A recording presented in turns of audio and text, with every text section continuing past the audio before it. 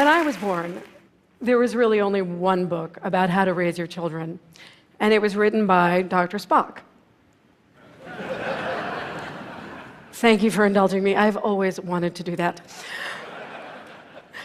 No, it was Benjamin Spock, and his book was called The Common Sense Book of Baby and Child Care. It sold almost 50 million copies by the time he died.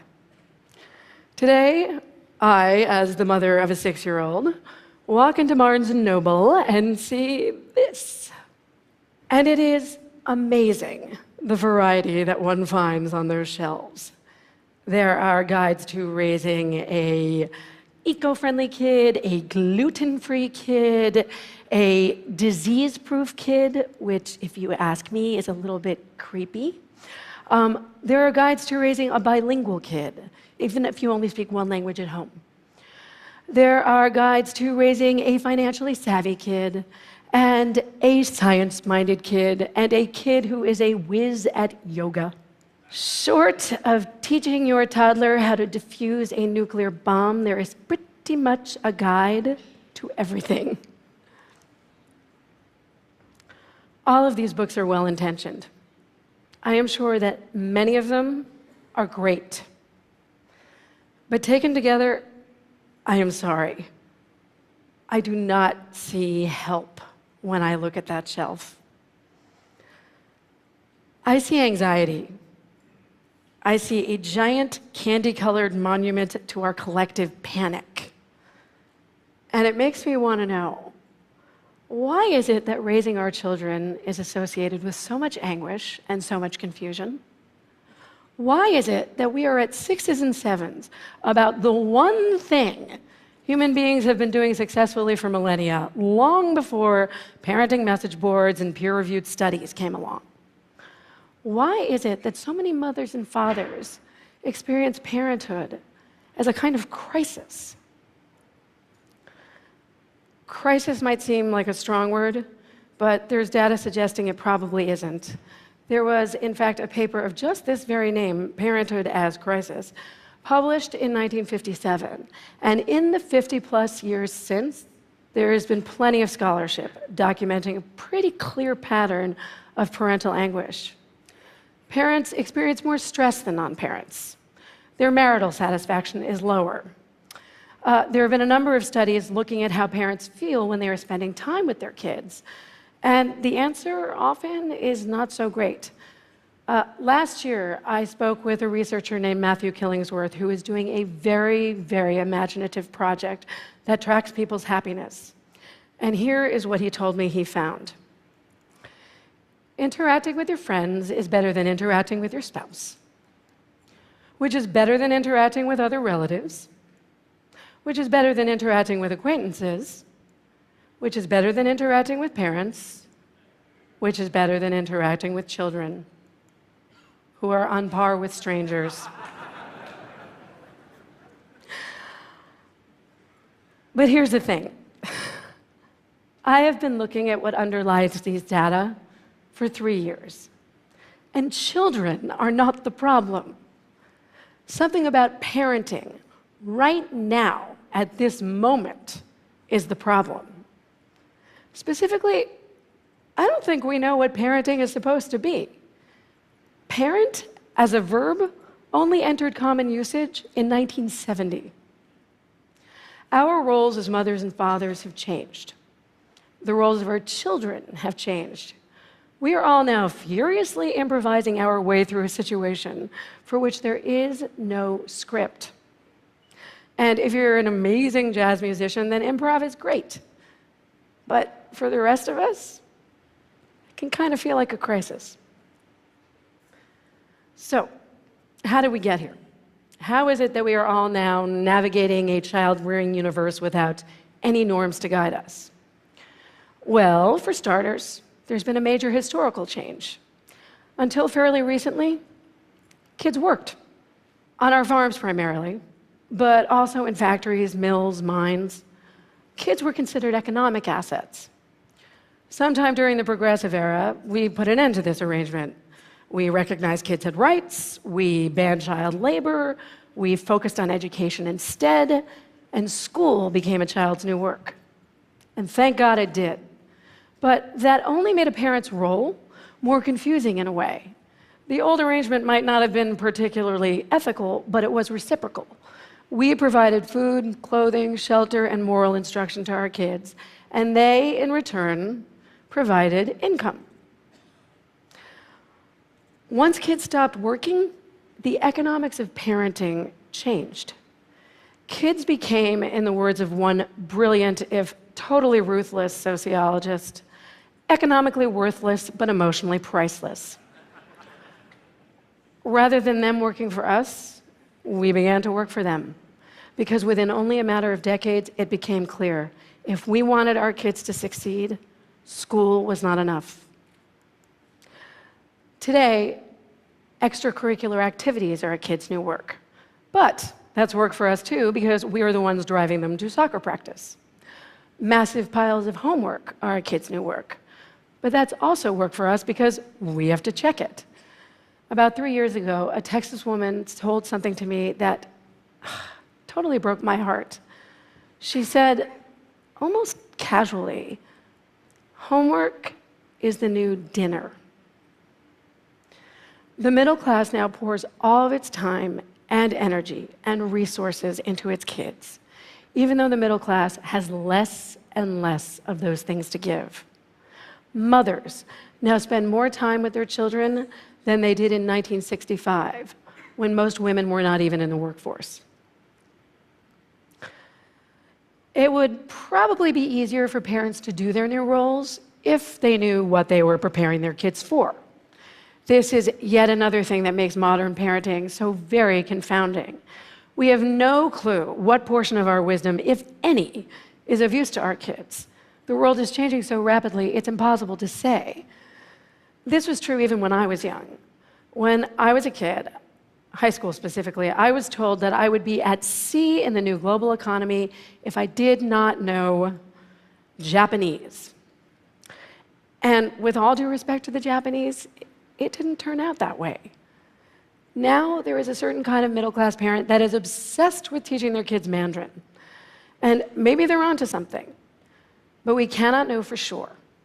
So, absent being able to anticipate the future, what we all do as good parents is try and prepare our kids for every possible kind of future, hoping that just one of our efforts will pay off. We teach our kids chess, thinking maybe they will need analytical skills. We sign them up for team sports, thinking maybe they will need collaborative skills, for when they go to Harvard Business School.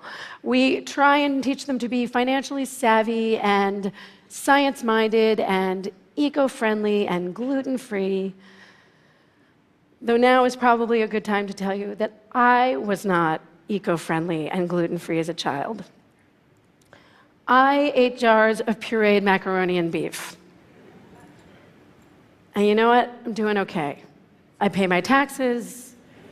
I hold down a steady job. I was even invited to speak at TED.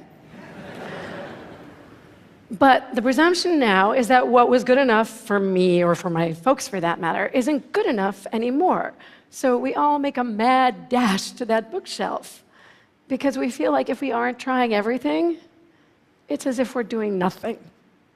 And we're defaulting on our obligations to our kids.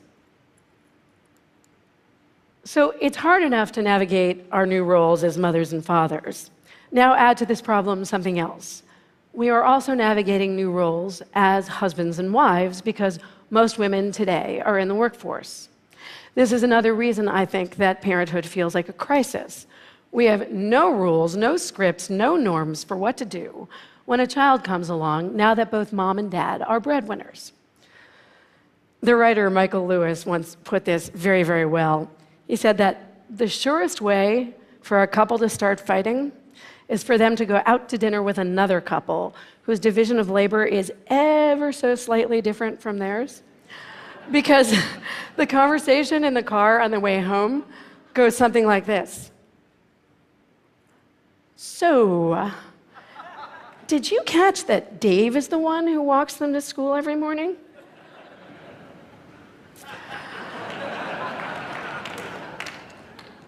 Without scripts telling us who does what in this brave new world, couples fight. And both mothers and fathers each have their legitimate gripes. Mothers are much more likely to be multitasking when they are at home, and fathers, when they are at home, are much more likely to be monotasking. Find a guy at home, and odds are he is doing just one thing at a time. In fact, UCLA recently did a study looking at the most common configuration of family members in middle-class homes. Guess what it was? Dad in a room by himself. According to the American Time Use Survey, mothers still do twice as much childcare as fathers, which is better than it was in Irma Bombeck's day, but I still think that something she wrote is highly relevant. I have not been alone in the bathroom since October.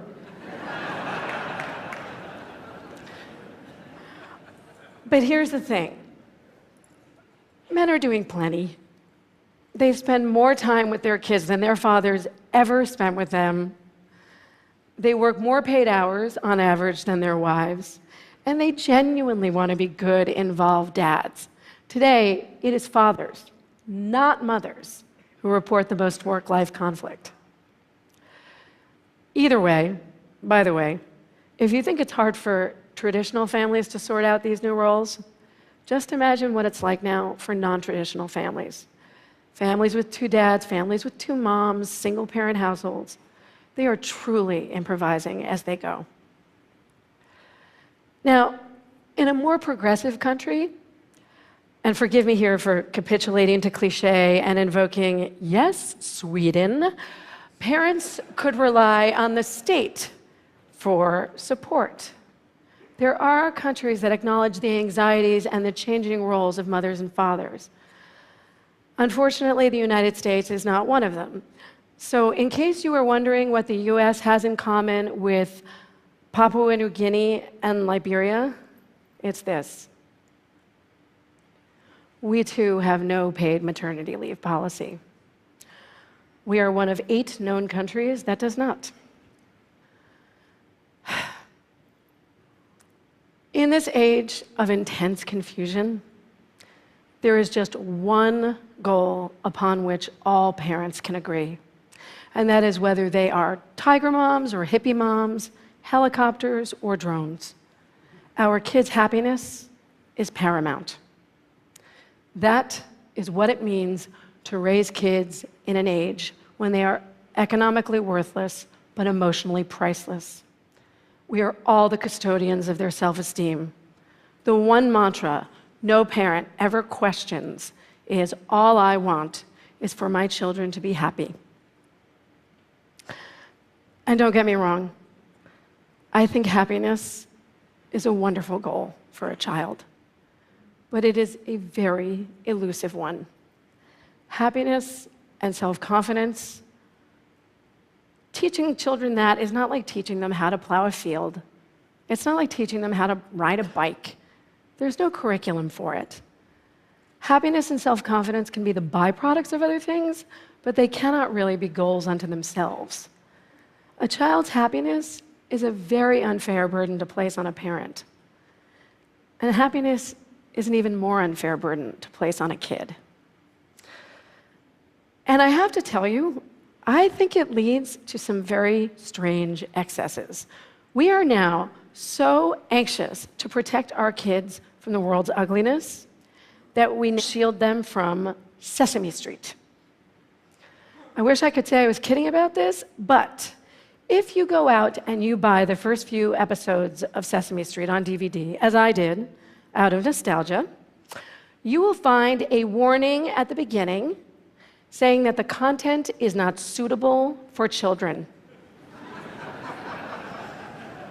Can I just repeat that? The content of the original Sesame Street is not suitable for children. When asked about this by the New York Times, a producer for the show gave a variety of explanations. One was that Cookie Monster smoked a pipe in one skit and then swallowed it, bad modeling, I don't know. But the thing that stuck with me is she said that she didn't know whether Oscar the Grouch could be invented today, because he was too depressive. I cannot tell you how much this distresses me. You are looking at a woman who has a periodic table of the Muppets hanging from her cubicle wall. The offending Muppet, right there. That's my son, the day he was born. I was high as a kite on morphine. I had had an unexpected C-section. But even in my opiate haze, I managed to have one very clear thought the first time I held him. I whispered it into his ear. I said, "I will try so hard not to hurt you." It was the Hippocratic Oath, and I didn't even know I was saying it. But it occurs to me now that the Hippocratic Oath is a much more realistic aim than happiness. In fact, as any parent will tell you, it's awfully hard. All of us have said or done hurtful things that we wish to God we could take back. I think in another era, we did not expect quite so much from ourselves.